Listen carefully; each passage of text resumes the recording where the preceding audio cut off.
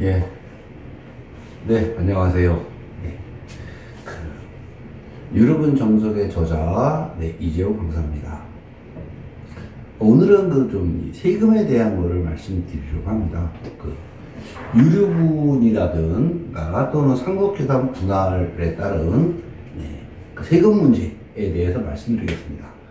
오늘은 일단 상속재산 분할.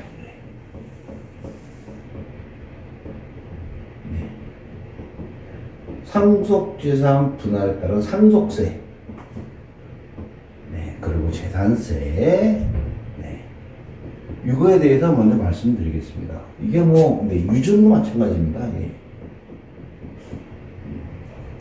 자, 이제 상속세는 이게 연대납부입니다. 연대납부. 예. 그래서 보통은 이제 어떻게 하시냐면, 이 상속세 같은 경우는 이 상속인 중에 한 분이 전부 납부를 하시거나 또는 이제 n분의 1, 네, n분의 1로 십시일반 모아서 납부를 하게 됩니다. 예.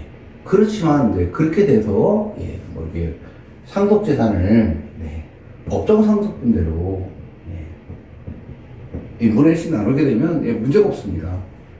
왜냐하면 자기가 받은 만큼 상속세 내는 겁니다. 그냥 상속이 2명인데 10억인데 5억씩 나눠 가졌고 10억인데 5억씩 나눠 가졌고 상속세 1억씩 냈으면 2억인데 2억씩 냈으면 자기가 자기 거 낸 겁니다. 그런데 문제는 뭐냐면 이렇게 해서 n분의 1을 냈습니다. 이게 이제 소송이 들어갑니다. 그러면 이게 n분의 1이 안 됩니다. 그렇죠? 왜냐면 이제 누군가는 증여받은 사람도 있을 것이고, 기업은 주장도 할 수 있고, 그렇게 되면, 이게 2분의 1 이렇게 나누는 게 아니고, 10분의 7 대 10분의 3. 네, 이렇게 돼버립니다. 판결이. 예. 이렇게 되면, 낸 거는, 받은 거는 10분의 7, 10분의 3입니다. 근데 여기는 n분이니까 어떻게 되죠? 10분의 50 낸 겁니다, 이게. 그쵸? 그러면 이 사람 입장에서는 나는 10분의 3을 받았는데 상속으로 소송을 통해서 10분의 3을 받았는데 여기는 상속세는 내가 10분의 5를 냈다는 얘기입니다. 더 내보죠. 이런 문제가 생깁니다. 근데 이 부분에 대해서 많은 분들이 이제 여기에 집중하시다 보니까 소송에 집중을 하시다 보니까 이거를 생각하지 못하기도 합니다. 예. 말이 꼬였습니다. 예. 이제 그래서 이게 그러면 어떻게 하면 되느냐? 이게 사실은 중요합니다. 이거를 이제 많은 분들이 모르세요. 세무사 분들도 모르시는 분들이 계시고, 그래서 실질적으로 저희가 이제 의뢰인한테 말씀드려서 세무서를 찾아가게 해서 세무 공무원 되신 분, 세무서에 공무원 되신, 세무서에 담당하시는 분하고 통화를 해서 이해를 시켜드리고 설명을 해서 환급을 받기도 했습니다. 자, 경정 청구를 합니다. 그러니까 원래 어떻게 되어 있냐면 이렇게 됩니다. 피상속인이 사망을 하면 그 사망한 달로부터 6개월 안에 상속세를 납부해야 됩니다. 그런데 이게 만약에 소송이 일어났다. 그래서 여기가 확정이 되면 이날로부터 6개월 안에 6개월 안에 경정을 신청할 수 있습니다. 이게 무슨 뜻이냐면 상속세 납부할 때 보통 자진신고하거나 할 때는 이게 n분의 1로 신고를 합니다. 자녀가 2명이면 50% 취득하는 걸로 이렇게 신고를 합니다. 경정은 이 비율을 바꿔주는 겁니다. 원래 2분의 1이면 10분의 5씩이죠. 이렇게 됩니다. 근데 소송을 해서 10분의 7, 10분의 3입니다. 이렇게 됐습니다. 어떤 분은 여기 되기도 합니다. 예, 왜냐면 뭐 상속인 여러 명의 경우에 나는 뭐 사전기여 받았기 때문에 상속분이 아예 없기도 합니다. 자, 이런 경우에 이분은 10분의 5를 10분의 2를 더 냈습니다. 이거를 환급받을 수는 없습니다. 예. 아까 말씀드렸듯이 상속세는 연대납부입니다, 이게.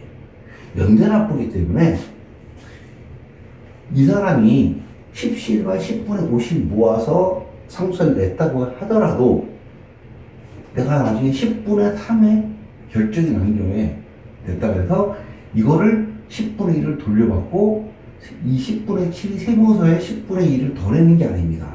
예. 합계는 똑같습니다. 10. 예. 연대납부이기 때문에 뭐 경조 청구하고 환급 신청할 수도 없고 세무서에 예, 그렇게 됩니다. 다만 경정 청구를 하게 됩니다. 어떤 경정 청구냐면 이게 내부 분담 비율입니다. 분담 비율입니다. 상속세를 이렇게 내지만 그 내부적으로는 원래 그 얼마씩 분담을 해야 된다. 그래서 이게 10분의 5하고 이게 금액으로 딱 나옵니다. 예, 그러니까 지분율 비율, 부담률이 나오고 그러니까 상속 재산에 대해서 그 취득하는 비율이 나옵니다. 그래서 실제로 상속세가 얼마를 납부해야 된다, 부담을 해야 된다. 이게 각각 나옵니다. 예. 그래서 이거를 이제 바꿔주는 겁니다. 이렇게. 예. 경정충분에서 10분의 7에서 10분의 7, 10분의 3을 해서 분담하는 금액이 각각 얼마다라고 바꿔줍니다. 이게. 내부 분담 비율을 바꿔주는 겁니다. 경정충분이라는 것 자체가. 그러면, 그리고 이 금액과 이 금액이 있기 때문에 이 사람이 이 10분의 2만큼 금액이 딱 나옵니다. 자기가 원래 이만큼을 냈는데 판결을 받아보니 경정청구를 해보니 판결을 받고 6개월 안에 경정청구를 해보니 내가 얼마를 초과해서 분담을 했다. 그러니 결국은 원래는 네가 이만큼 부담해야 되는 건데 내가 더 네 걸 부담해 줬으니 내놔라 라고 구상권이 생깁니다. 이때 구상권입니다. 그래서 그 실제로 이 금액이 큰 경우는 이 금액도 상당합니다. 그래서 n분의 1씩 했는데 뭐 상속분을 전혀 못 받은 분들은 금액이 크죠. 더구나 뭐 이게 상속세는 누진세이기 때문에 금액이 올라가면 이제 상속재산이 만 원수로 프로테이지가 올라갑니다. 40%만 이렇게 올라갑니다. 금액이 많습니다. 그래서 그럼 왜 6개월이냐? 그 상증법하고 국세기본법에 여기 6개월 안에 되어 있습니다. 확정일로부터 6개월이 지나버리면 경정 청구할 수 없습니다. 이거 안 받아줍니다. 이거 세무서에서. 그래서 경정 청구는 반드시 6개월 안에 확정되는 6개월 안에 해야 된다. 사실 그래서 이거는 유료분도 마찬가지입니다. 유료분은 이제 조금 틀립니다. 이게. 자, 요건 이제 유료분은 나중에 말씀드린다고 했고요. 자, 상속세는 그렇게 됩니다. 경정 청구입니다. 재산세는 어떻게 되느냐?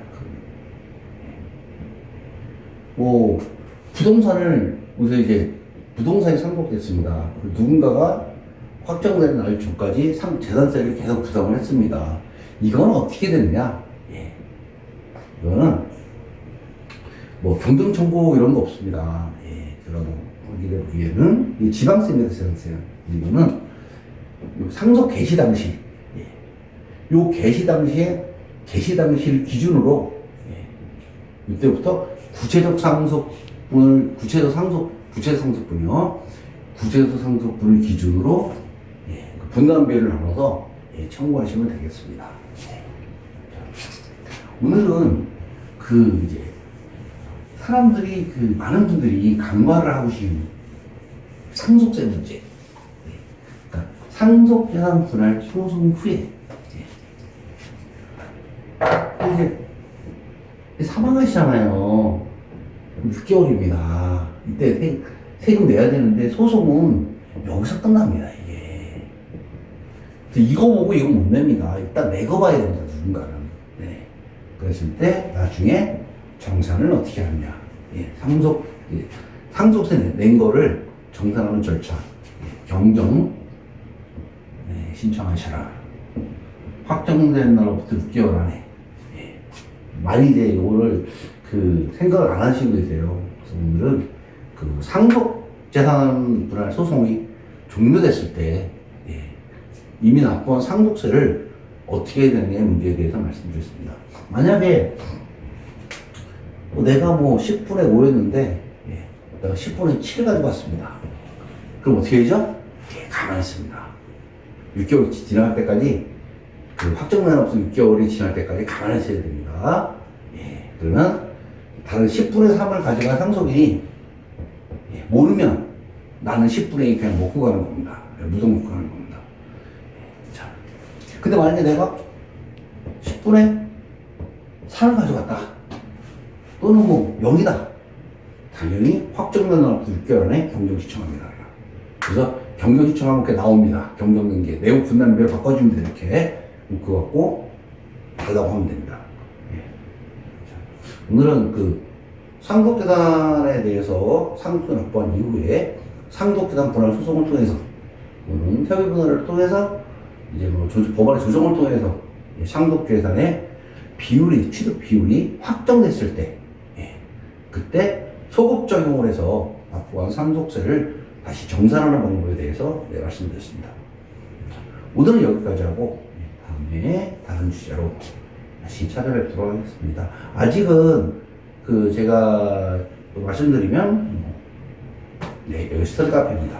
예. 예전에 이제 회사를 퇴사했기 때문에 스터디 카페에서 유튜브를 촬영하고 있습니다. 근데 이거를 하니까 좀 울림이 덜해서 상당히 좀 좋은 것 같습니다.